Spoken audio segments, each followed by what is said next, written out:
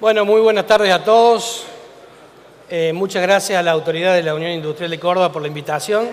La verdad que siempre es un gusto compartir los coloquios de la Unión Industrial y en esta oportunidad un honor poder hacerlo desde aquí, así que muchas gracias. Nosotros lo que vamos a hacer en solamente media hora es tratar de ver la situación actual, los desafíos y las perspectivas, y para eso vamos a partir desde abril del 2018, del 24 de abril de 2018, cuando comenzó en la economía argentina, cuando cambió la Argentina. Antes de abril había una Argentina, hoy hay otra Argentina desde el punto de vista económico. Empieza un ajuste tremendamente fuerte en las expectativas y caracterizado por fuerte retiro de los capitales especulativos de corto plazo que habían venido a aprovechar las bondades del carry trader y que obviamente esto trae una caída de las reservas y una devaluación. El optimismo sobre el mejor futuro que lo venía acompañando el gobierno, a partir de ahí comienza a ser vencido por el escepticismo basado fundamentalmente en una crisis cambiaria tremendamente importante que le toca vivir a Argentina.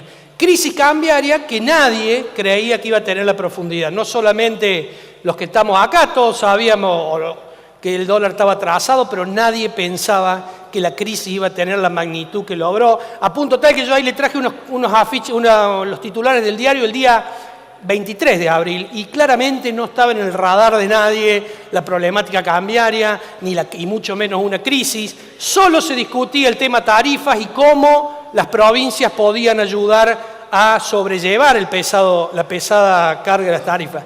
Recién el 4 de mayo aparecen los titulares de los diarios los problemas de la crisis cambiaria, cuando ese día ya se habían ido 6.000 millones de dólares. Así que claramente ahí es cuando empieza, pero no se preocupen porque no fueron solamente los diarios. Yo no sé si todos ustedes saben qué es el REM. El REM es el relevamiento de las expectativas macroeconómicas que hace el Banco Central, donde consulta a las principales consultoras económicas de Argentina, a las universidades y a los research de los bancos. Es decir, todos aquellos que forman opinión económica en Argentina, todo lo que ustedes están acostumbrados a ver en la televisión, escuchar en las distintas jornadas, congresos y demás, los que asisten.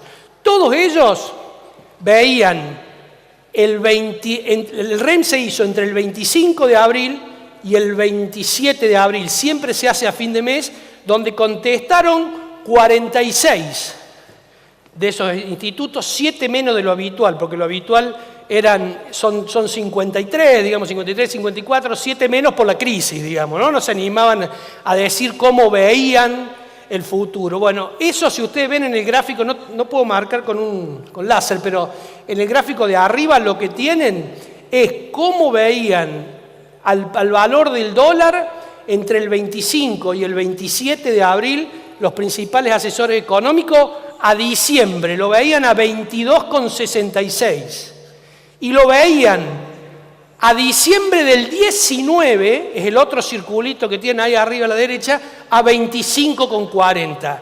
Claramente cualquiera de todos ellos que los hubieran asesorado a ustedes hubieran hecho negocios para los cuales hoy no están preparados. Y eso es lo que están empezando a sufrir ustedes con la crisis cambiaria. Abajo verán las predicciones sobre inflación. Inflación la veían, de nuevo insisto, ya había empezado a irse los capitales, la veían al 22% a finales de año. Y el crecimiento lo veían al 2,5 a finales de año. Ya había decrecido un poquito, pero lo veían al 2,5. Por eso les decía que veían otra Argentina. Había otra Argentina, donde el optimismo reinaba porque las condiciones para ese entonces mejoraban. Entonces, esa crisis argentina, donde aparece la otra Argentina, fuga de reservas, fuerte distorsión de precios relativos, aumento de la inflación, baja del consumo como consecuencia de ese aumento de inflación versus salarios estabilizados, erosión en la posibilidad de compra, desplome de la actividad económica, no hace falta que se los cuente, la han vivido, pérdida de imagen del gobierno, necesidad de acudir al Fondo Monetario Internacional, cambios en el gobierno, en el gabinete y en el Banco Central. En definitiva, una crisis que sí fue importante, pero que se diferenció de las otras crisis cambiarias que ustedes se acuerdan. ¿Y por qué se diferenció? Fundamentalmente porque no se extendió el sistema bancario, porque la región no estaba en crisis y porque el gobierno tenía o contaba con un importante apoyo internacional en términos del Fondo Monetario Internacional y organismos multilaterales como BID y demás. Esto hace que el acuerdo del fondo a partir de ahí comience a ser gravitante y el cumplimiento del acuerdo del fondo tiene que ser necesario pensando en solucionar los problemas estructurales que tiene Argentina, los desequilibrios macroeconómicos en un plazo corto, 3 años. ¿Cuáles son los 2 desequilibrios macroeconómicos más importantes que tiene Argentina? Déficit fiscal y déficit externo. ¿Sí? Mire, el problema base de Argentina, desde mi óptica, de nuestra óptica, es que el sector público está sobredimensionado, es ineficiente y además deficitario. Y por otro lado, el sector externo es muy poco competitivo. Esto trae como resultado lo que veíamos recién. La consecuencia de esto son déficits gemelos que ustedes verán, déficit tanto en lo fiscal como en cuenta corriente. Esos déficits gemelos que se empezaron a hacer costumbre en Argentina y que cada vez nos costó más llevar adelante. Cuando digo que el Estado es grande, digo porque el Estado representa aproximadamente el 40% del PBI de Argentina. Si uno suma el gasto de la nación, de las provincias y de los municipios, es el 40% del PBI. Pero cuidado, hace poco más de 10 o 15 años el gasto representaba el 25% del PBI. O sea, un gasto que hasta el 2005 fue del 25% del PBI, hoy representa el 40%. Ese incremento de gasto, ese Estado grande e ineficiente. ¿Por qué digo que es ineficiente? Porque el Estado creció 15, 16 puntos, después vamos a ver en qué creció. Pero en realidad yo al menos no percibo ni mejor seguridad, ni mejor salud, ni menor pobreza. Digamos, ninguna de las funciones que presta el Estado ha mejorado en tremenda magnitud en relación al tremendo crecimiento que tuvo. Esos 15, 16 puntos, 1/3 es empleo público, se explica, 1/3 por empleo público, 1/3 por las jubilaciones, fundamentalmente jubilaciones con moratorias, jubilaciones de ama de casa y AUH, y 1/3 por subsidios que en principio a la energía, al transporte, disfruta, digamos, el Gran Buenos Aires y la Ciudad de Buenos Aires. Dicho esto, ahí tienen otro ejemplo de un Estado grande. Casi 21 millones es la cantidad de prestaciones que presta el Estado. Casi 16 millones de personas tienen, de alguna forma, tienen prestaciones del Estado, o sea, porque son jubilados, porque son empleados públicos, porque son pensionados o lo que sea.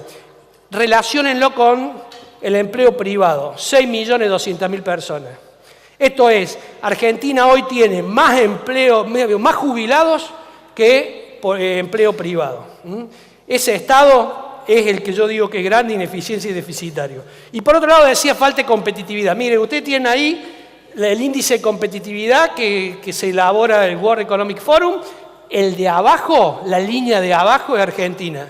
La competitividad de Argentina está por debajo de Brasil, de México, de Chile, de Perú. Estamos, el año pasado o en el 2016 estábamos 104 sobre 138. Hoy estamos en el 17, 92 sobre 137 países. Claramente los países que están por debajo nuestro, nosotros nos creeríamos muy superiores a ellos. Pero la verdad es que esta competitividad no se recupera solo por una mejora en el tipo de cambio. Esa competitividad es mucho más compleja y si ustedes ven el índice, toma 12 dimensiones, entre ellos las cuestiones institucionales, estructurales, acceso a los mercados de capitales, mercados laborales, etcétera, etcétera.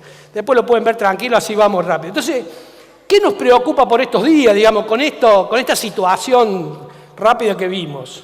Lo que preocupa por estos días es, por un lado, bajar el déficit y cumplir con el fondo. Por otro lado, una presión tributaria que asfixia a la economía real, digamos, ¿no? Y fundamentalmente por altas alícuotas y por un ajuste por inflación que no se permite hacer, por ende, exacerba la presión tributaria. Esa inflación y el retraso tarifario justo actualizado en un momento como este, como crisis. Dólar, necesitamos que se estabilice el dólar, pero que a su vez no se nos retrase. Necesitamos, porque no lo necesitamos muy bajo, porque nos tiene que poder revertir el déficit de balance comercial, pero tampoco muy alto como para que se traslade tanto a precio y no solucione la inflación. Por otro lado, la quinta, digamos, la tasa de interés, todo lo que la complicación desde el punto de vista del financiamiento, el tema de la LEVAC, la bomba de LEVAC, cómo desarmar la bomba de LEVAC. Por un lado, para que ustedes se puedan financiar hay que bajar la tasa de interés, pero por otro lado hay que lograr que se renueven las LEVAC y que el tipo de cambio no aumente. Y fundamentalmente, tratar de mejorar el nivel de actividad y de empleo. Esto, digamos, son 6 lados de un cubo. Son algunos de los temas que yo creo que hay que resolver. ¿De qué cubo? De esos cubitos mágicos.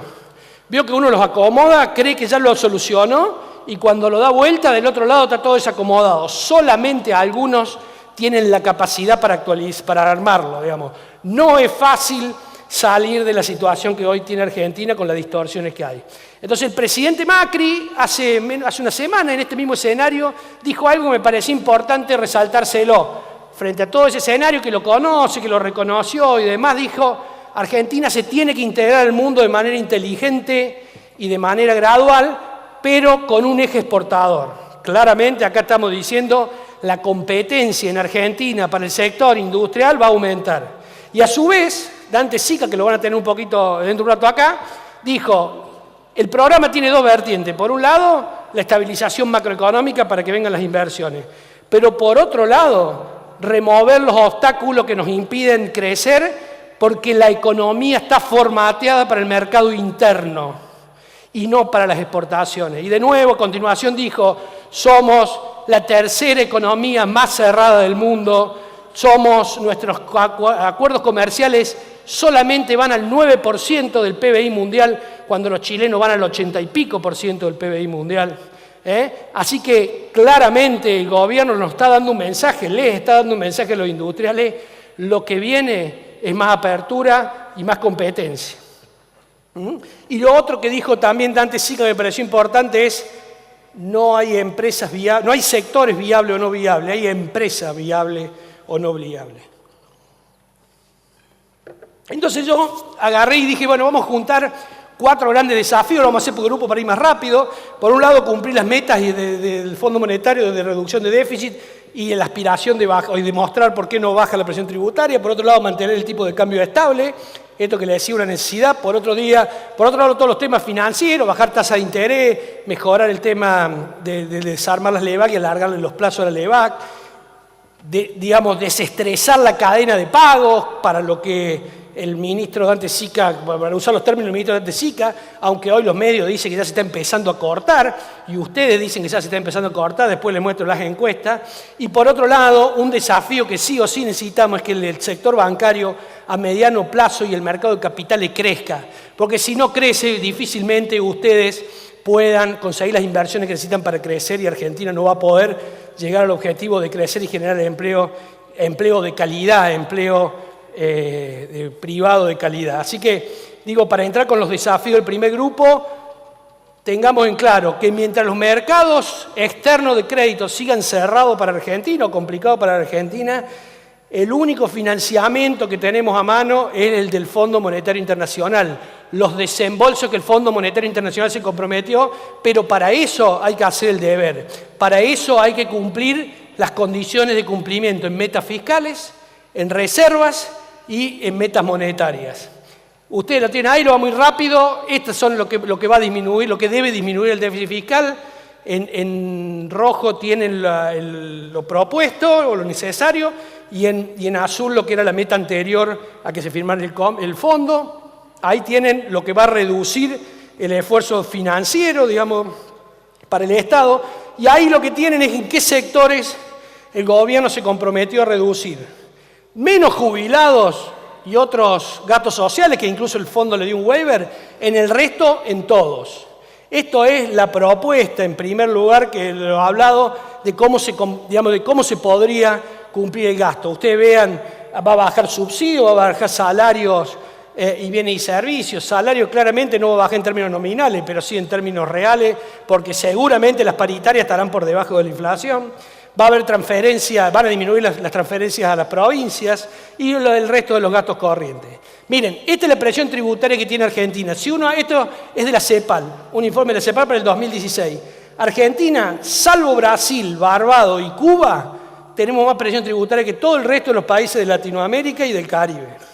¿Está claro? Esto es competitividad, digamos, es falta de competitividad. Ustedes tienen que competir contra industriales que tienen mucha menos competencia. Eso es la presión tributaria que calculamos en el Consejo a nivel nacional. En el 2006, 12,8. En el 2016, último dato en el cual tenemos PBI de la provincia y demás, 17,7. Esto es cuando ustedes creen que pagan más impuestos, pagan más impuestos.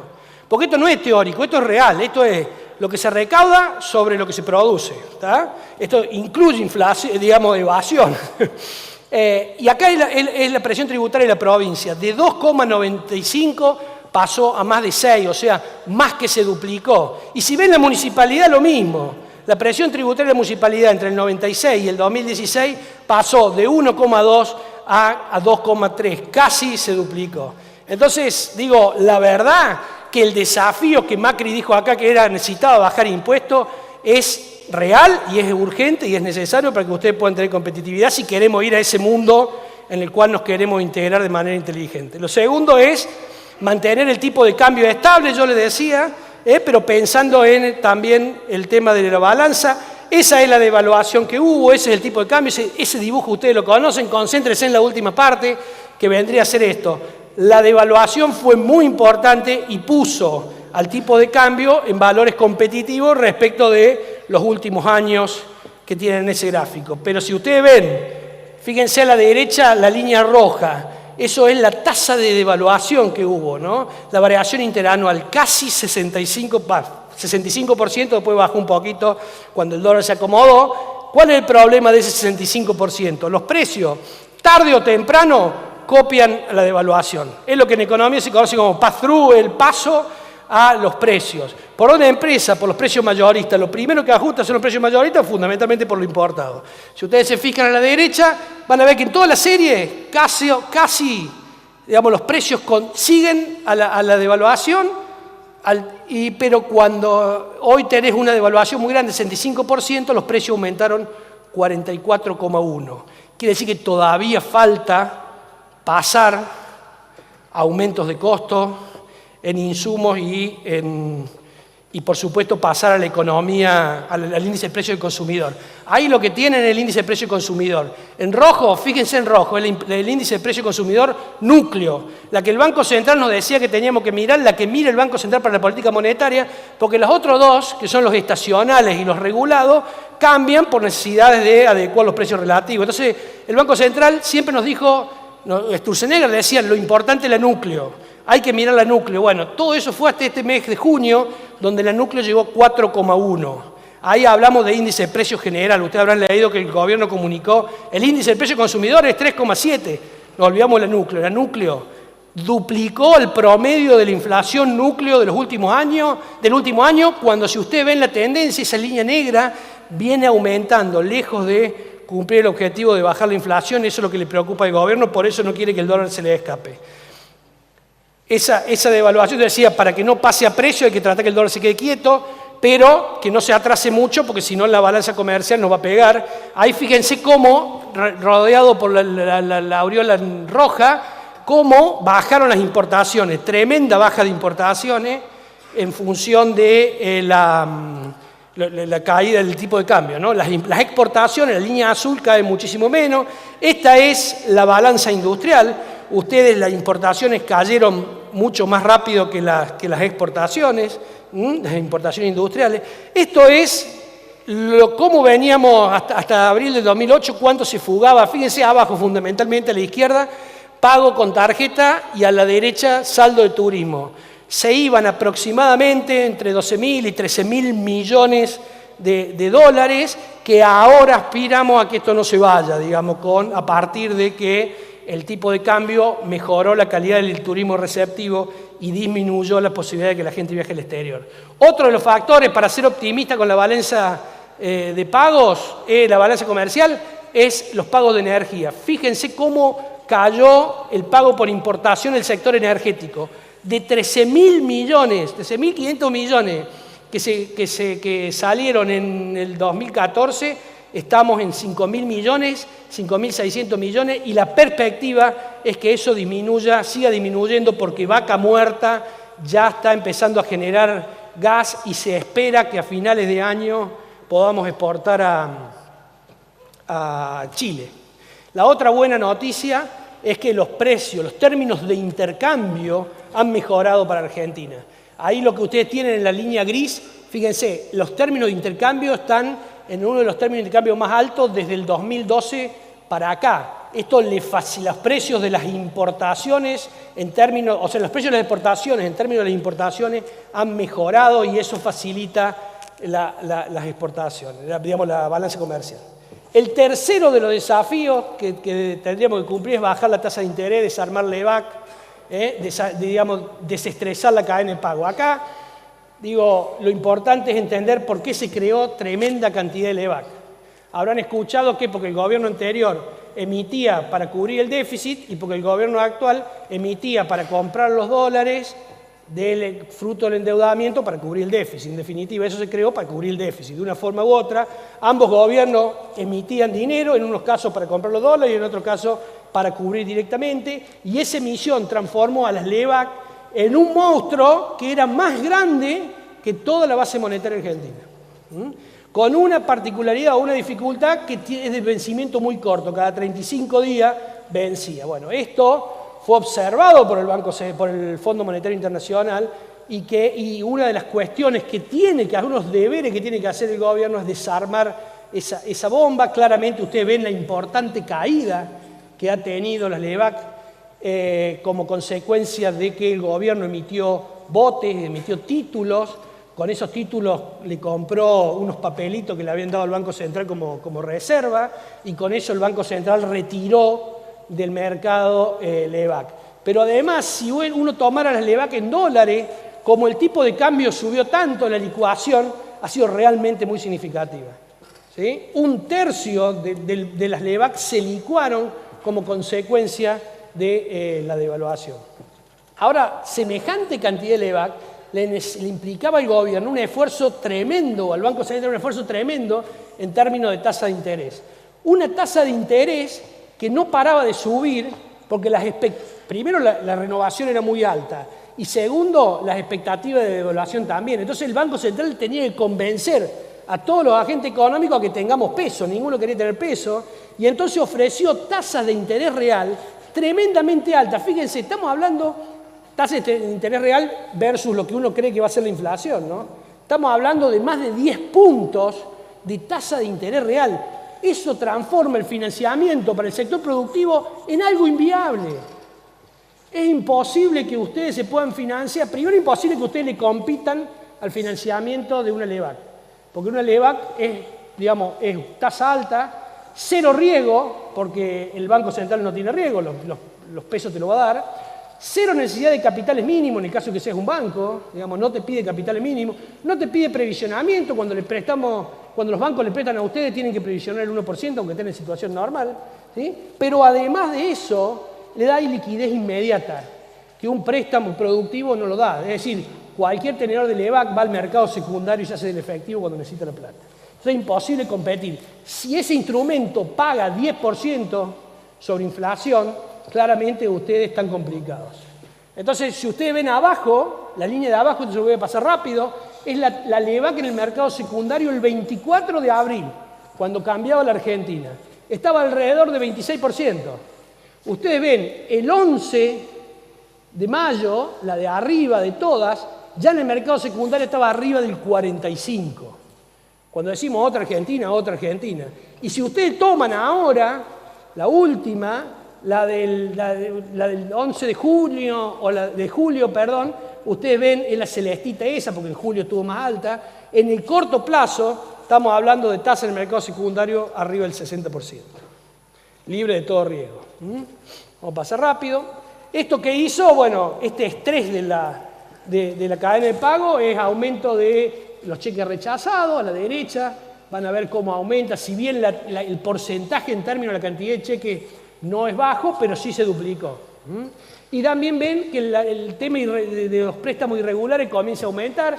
Fíjense a la derecha cómo empieza a empinar la curva, todavía lejos de la crisis del 2009, pero comienza. Obviamente la crisis del 2009 no tenía nada que ver porque la crisis del 2009 era una crisis internacional. Ahí se debatía si el mundo entraba en deflación, ¿no? Esto es una crisis de tipo de cambio solamente hasta ahora. Y la buena noticia, cuando yo digo no se trasladó al mercado, al sector bancario, es que los depósitos no cayeron, salvo la cuenta corriente, que es la línea celeste allá al fondo, fíjense a la derecha, digamos, cómo baja, eso tiene que ver con la caída del nivel de actividad básicamente. Así que, pero la buena noticia es que no hubo crisis. Ahora, acá está el problema. Cuando nosotros decíamos que en el mediano plazo debemos definir qué hacemos con el sector bancario, cómo hace el sector bancario para crecer, porque tenemos un país donde tenemos un sector bancario muy chico y prácticamente no hay mercado de capitales. Entonces ustedes fíjense, los depósitos representan poco menos en pesos que el 20% del PBI. Fíjense también cómo se nota el crecimiento en julio de los depósitos dolarizados, ¿no? La gente no quería tener pesos, quería tener dólares y comprar en un banco era la forma más fácil por internet. Por eso aumentan tanto los depósitos en dólares. Pero digo, los depósitos claramente representan una porción muy baja del sector financiero, mientras que los préstamos directamente son una lágrima. Los préstamos representan el 12% del sector del PBI argentino. Los préstamos, y a donde se incluyen préstamos de consumo y préstamos comerciales, representan el 12% del PBI argentino. Digamos, claramente, cuando la media para Latinoamérica está en el 37%, y para un país desarrollado como en el 70%. Así que tener un mercado financiero tan chico como el que tiene, y sin mercado de capitales, y sin depositantes institucionales, porque no hay ningún depositante, la mayoría son personas, salvo algunas cajas profesionales, casi no, o compañías de seguro, casi no hay depositantes institucionales, lo expone a que sea muy vulnerable frente a flujos de capitales especulativos como los que tuvimos este año, y por supuesto que la magnitud relativa de lo que necesita cubrir el Estado lo que hace es desplazarlo al sector privado de la posibilidad de obtener préstamos. El cuarto desafío es volver a crecer y generar empleo de calidad. Miren, Argentina hace desde el 2011 que no crece prácticamente. Fíjense cómo se aplanó el crecimiento del PBI. Lo que es peor, Argentina, si uno compara el Producto Bruto Interno per cápita de los distintos países, fíjense cómo en los 80 estábamos por arriba, 80, 90, luego caímos muy fuerte con la crisis, luego mejoramos y volvimos a recuperar un puesto de cierta expectativa, pero a partir del 2008, 2009, digamos, 2010, digamos, se estabilizó y se planchó. Fíjense cómo cambia la tendencia. Ya nos pasó Uruguay, ya nos pasó Chile, ya nos va a pasar México en cualquier momento si seguimos con esa tendencia y más luego de esta crisis. En definitiva, Argentina tiene un problema de crecimiento que los países de la región no los tienen. Fíjense Uruguay hace prácticamente del año 2002 que no para de crecer. Crece menos, pero no para de crecer. No tiene ninguno de estos serruchos que ustedes ven ahí en el estimador mensual y que a ustedes tanto los preocupan. Fíjense los serruchos, no vean la barrita roja, miren el electrocardiograma, que es la variación interanual.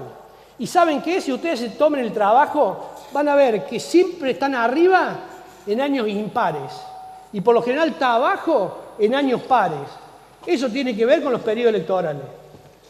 En los años impares hay elecciones. Cuando hay elecciones, la gente para que vote tiene que tener plata en el bolsillo y por ende que se mueva la economía. Y por supuesto que como tenemos una economía, como dice antes Sica, enfocada al mercado interno, enseguida genera una recuperación. Pero luego en los años pares la economía cae. Lo que les impide esto a ustedes es pensar en términos de largo plazo, de seguir inversión y demás. La caída de este último de mayo fue impresionante, ustedes lo sintieron, no hace falta que se los cuenten, hay sectores que han caído más del 10%, digamos, y hay sectores que han logrado surfear. Todo depende en qué sector está uno, pero en todos los casos no hay ninguno de los sectores del estimador mensual que haya dado positivo respecto a la variación del año siguiente. Entonces, digo, cuando cae el estimador mensual industrial y además cae el índice sintético de la construcción, que muestra cómo responde la construcción, es cuando vemos que el problema cambiario comienza a trasladarse a la economía real vía inflación que erosiona los salarios y vía tasa de interés y caída del nivel de actividad que complica a las empresas.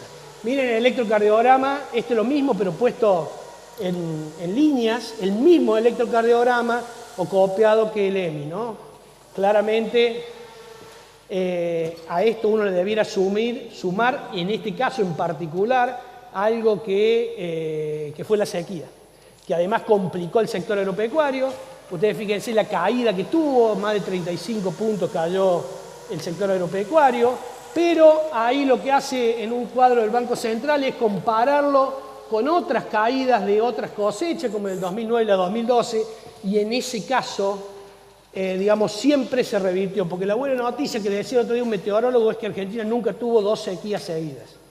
Así que esto hasta ahora se ha dado así, uno debía prever que el año que viene va a ser bueno. Pues claramente, con todo cayendo, la confianza del consumidor, que es la línea lilita, no sé cómo la ven ustedes que están ahí arriba, comienza del 2015, de diciembre de 2015, que es cuando logra el máximo, a caer, recupera un poquito en las elecciones de medio término, pero ahora está en niveles realmente bajos y eso se nota en el consumo pensado en centros de compra, en supermercados y en ventas minoristas, ha caído en todos lados.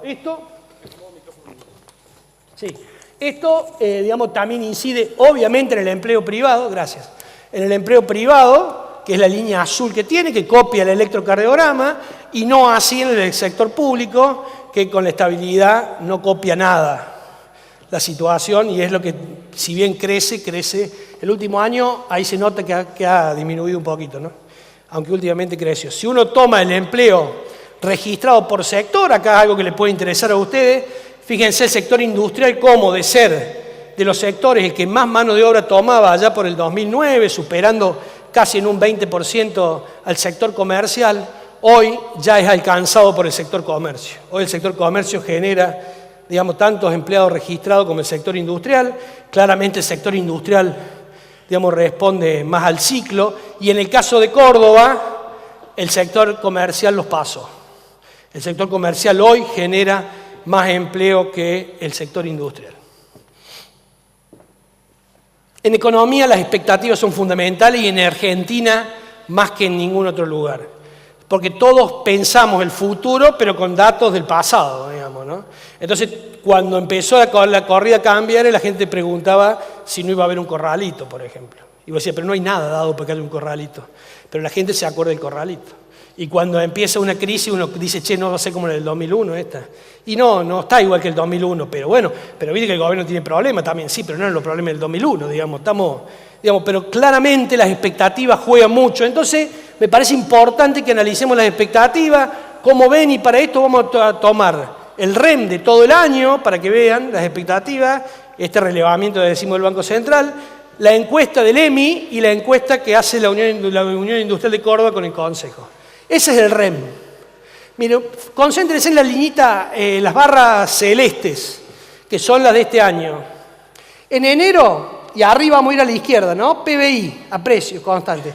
En enero creían que este año iba a crecer 2,9, en febrero creían que iban a crecer 2,7, todas las entidades especializadas en economía. En marzo 2,5, en abril 2,5, en mayo ya 1,3, en junio 0,5 y seguramente el de julio, que ya está por salir, va a dar o 0 o negativo. Claramente las expectativas del nivel de crecimiento para el suelo. La otra es, veamos qué va a pasar con el índice de precio consumidor. En enero 19,3, 19,8, 19,20, 20,40, perdón, 21,9, 27, 30,3 en julio. Fíjense cómo desmejora el tema de inflación y seguramente ahora va a dar 32. Perdón. La tasa de política monetaria que partió en 21, ahora ya se ve en 33. ¿10? Ya se ve en 33, ¿sí? Y el tipo de cambio nominal que partió en enero del 21, esto es cuánto iba a valer el dólar en diciembre. Esto le preguntaban a la gente, che, ¿cuánto decimos que va a valer el dólar en diciembre? 21, en febrero volvieron a preguntarle 22, 1. En marzo, no, 22,4 va a valer en diciembre. En abril, 22,5. En mayo, no, ya va a valer 27,30 y ahora ya va a valer 30,5. Claramente las expectativas de las principales consultoras no son buenas. El relevamiento que hace el EMI, a la izquierda ustedes tienen el de mayo y a la derecha el de junio. Trabaja sobre un trimestre, en el de mayo el trimestre es junio-agosto. Dice, che, ¿cómo esperar que evolucione la demanda? Y que va a disminuir en un 35%. Esa misma pregunta sobre el trimestre, sobre el tercer trimestre, digamos, va a caer un 45,8, dijeron los industriales. Fíjense qué va a pasar con las exportaciones. Y va a disminuir 14,5, decían en mayo. Va a disminuir 17,7. O sea, hay un pesimismo no solamente en cada uno de ustedes, sino en la industria en general. Cuando uno ve, che, ¿qué va a pasar con la cantidad de horas trabajadas? Van a disminuir, decían en mayo. 18,4, van a disminuir 27,10. Mire, en economía las profecías autocumplidas se cumplen. Si todos creen que se va a complicar, se complican. Y si todos creen que se va a mejorar, se mejora. Entonces, y dice, che, ¿cómo espera que evolucione la dotación de personal? En mayo va a caer 15,8. En junio, 21%. Y lo mismo uno podría hacer cómo esperar que evolucionen las importaciones, de 18 a 27, y cómo esperar que evolucionen el cierre de crédito. Esas son las que más o menos siempre se mantienen. La mitad prevén. Vamos al indicador nuestro, al de la UIC y del Consejo. ¿Cómo está el nivel de actividad respecto al mismo mes? Y el 59% disminuyó. El 59% de los encuestados en Industria de Córdoba dice que el nivel de actividad es más bajo que el del año pasado. Miren la proporción que disminuye, ¿no? 10%, digamos, un quinto, un 10 entre un 10 y un 20, otro quinto entre un 20 y un 30 y otro quinto entre un 40. Vamos a ver si uno compara esto respecto a las otras dos mediciones anteriores. En mayo creían los industriales de Córdoba que fueron consultados que el 41,9 creían que iba a empeorar, que iba a disminuir el nivel de actividad. En junio, 56 y en julio, 59,60. ¿Lo trajeron al ministro justo para que vea esto? Bueno, ¿cómo va a estar la cadena de pagos? El 18% manifiesta tenerla cortada. ¿Y cómo esa cadena de pago estaba en mayo? En mayo 6,5 tenían cortada, en junio 15,58, en julio 18,3. Claramente pasó a la economía real los problemas que veíamos recién. Y por último, la expectativa año contra año, ¿cómo va a estar? Va a disminuir la cantidad digamos, la actividad del año 2018 versus 17, 55%. Ya aquí no en tanta cantidad, porque fíjense que solamente la mayor concentración dice entre un 10 y un 20%, pero cuando uno compara, con respecto a mayo empeora, pero con respecto a junio mejora. Es como que pasó toda esa mala visión que te da estar en medio de la crisis cambiaria que estábamos en junio, el dólar estabilizado permite ser un poquito más optimista de cómo vas a estar a finales de año. Así que las perspectivas que preocupan, digamos que del desmejoramiento de las expectativas en general, las que veíamos recién, el acuerdo del fondo le va a dejar al gobierno poco margen para hacer política anticíclica, la recaudación de julio ya mostró una caída, la discusión es si esto se va a profundizar o no. En el mundo hay una guerra comercial que no sabemos cómo va a terminar, Trump es como impredecible, creo que a la mañana vieron algo de eso, y esperamos que la Fed mantenga la tasa como dice que la va digamos, a aumentar, que eso ya estaría descontado en los mercados. La situación económica que se complica, más los avances de la reforma, pueden complicar el escenario económico y esto puede generarle incertidumbre a los inversores. Mire, yo creo que en este momento nada le preocupa más a los inversores de que el gobierno no sea reelegido en la próxima elección. Digamos, para un inversor, el gobierno versus populismo, digamos, con medidas. Yo creo que esto le preocupa a los inversores de manera importante. Y por último, como digamos, perspectivas que preocupan, el mercado va a seguir deprimido porque el salario real va a seguir depreciada, o sea, no, por más allá de las paritarias no va a ajustar conforme a inflación, porque es una de las cuestiones que se necesitan. Ahora hay perspectiva alentadora, y con esto vamos terminando. El mundo prevé crecimiento, todo el mundo prevé que va a crecer. Brasil va a mejorar, de hecho que una vez que terminó la crisis de los camiones, este mes ha tenido un crecimiento muy importante. La reversión del turismo se va a dar, es decir, comenzamos a tener turismo receptivo. Fíjense Bariloche, fíjense que la cantidad de brasileros que están entrando. Ustedes que suelen ir a Buenos Aires verán más gente en los hoteles. Claramente la reversión del turismo va a estar por los que entran y porque muchos menos van a tener posibilidad de salir.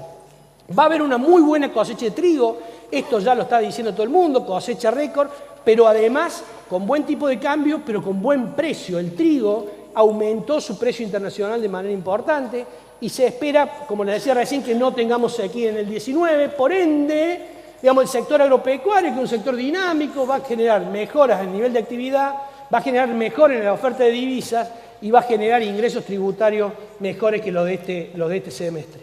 Y por ende, Vaca Muerta comienza ya a producir. Les decía, el presidente dijo que empieza a exportar a Chile a partir del año que viene, y creo, el ministro Sica nos dirá, que va a lograr autoabastecimiento a partir del 2020.